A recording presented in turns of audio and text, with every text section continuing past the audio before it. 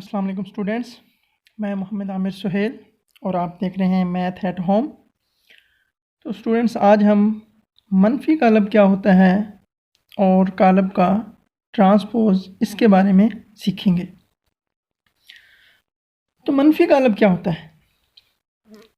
ऐसा कालब या अगर किसी कालब के तमाम एंट्रीज़ या तमाम अरकान की अलामतें तरतीब कर दी जाएं तो उससे जो कालब हासिल होता है उसको मनफी कालब कहते हैं। दोबारा सुने, ऐसा कालब जिसके तमाम अरकान की अलामतें बदल दी जाएं उससे जो नया कालब हासिल होता है वो मनफी कालब होता है। तो उसकी आज हम कुछ एग्जांपल डिस्कस करते हैं। तो मेरे पास ए मैट्रिक्स है, देखें उसके अरकान क्या हैं, 3 -1 2 1। अब हमने इसका मनफी कालब बनाना है। तो देखें ए कालब है, ए का मनफी कालब -a। तो देखें मैंने तमाम अरकान की अलामतें चेंज करनी है।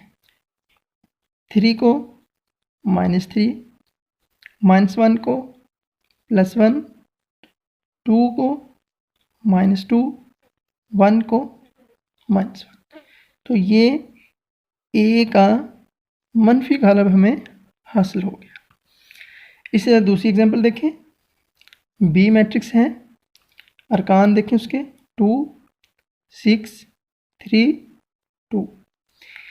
बी का मनफी कालब -b, उसके अरकान देखें 2 -2, 6 था तो -6, 3 है तो -3, 2 है तो -2।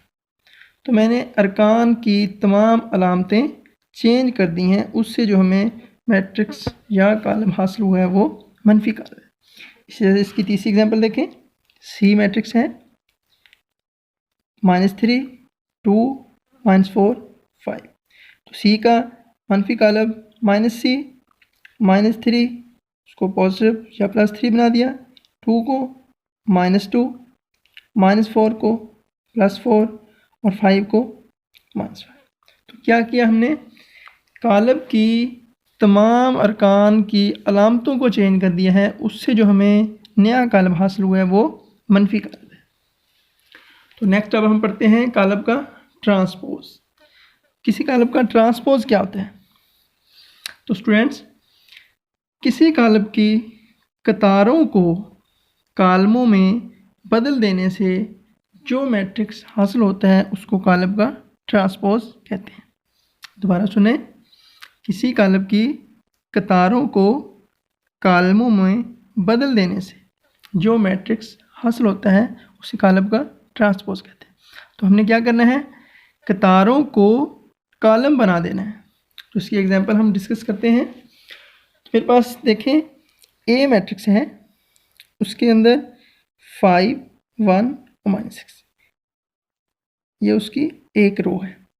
अब मैंने क्या करना है, पहले तो आप लिखेंगे अगर ए मैट्रिक्स है तो हमने क्या करना है, ए का ट्रांसपोज लिखना है, उसके ऊपर स्मॉल t लिखना है। पहला स्टेप आपने ऐसे ही लिखना है, ए के ऊपर ट्रांसपोज।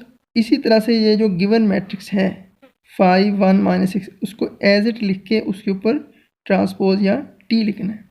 अब उसको हम हल करेंगे। तो ए का ट्रांसपोज हमने फाइंड करना है। करना क्या है, उसकी कतार है, क्या करेंगे, इसको कॉलम बना देंगे। देखें कतार है 1 5 1 -6, कॉलम में लिखें 5 1 -6। तो इसका आंसर है। इसी से दूसरी एग्जांपल देखें, बी मैट्रिक्स है। तो बी मैट्रिक्स में 1 2 2 -1 3 6 मैट्रिक्स है। तो हमने क्या करना है, बी का ट्रांसपोज लेना है। तो पहले स्टेप में वैसे ही आपने बी के ऊपर टी लिखना है या बी का ट्रांसपोज।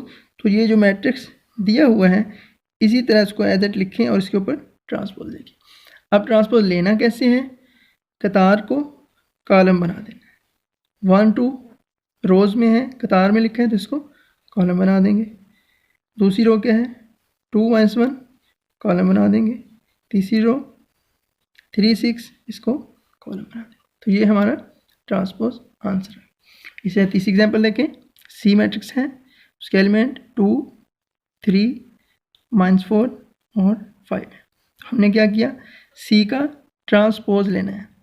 तो देखें, पहले एज इट लिखें, मैट्रिक्स लिखे, उसके ऊपर टी लिखें ट्रांसपोज। अब उसका सोल्यूशन क्या है, ये रो है 2, 3, कॉलम बना दें 2 और 3, ये रो है -4, 5 और इसको -4 और 5 कॉलम बना दें। तो ये हमारा आंसर है। तो स्टूडेंट्स, आज हमने मनफी कालब और कालब का ट्रांसपोज सीखा है। तो इसके ज़रिए से आज हमारी एक्सरसाइज 1.2 उसका क्वेश्चन 4 और 5 हल हो जाएगा। इसी तरह से एक्सरसाइज 1.3 उसका क्वेश्चन 2 भी हल हो जाएगा। तो नेक्स्ट इंशाल्लाह हम कालब को जमा कैसे करते हैं और कालब को तफरीक कैसे करते हैं, ये अगले लेसन में सीखेंगे।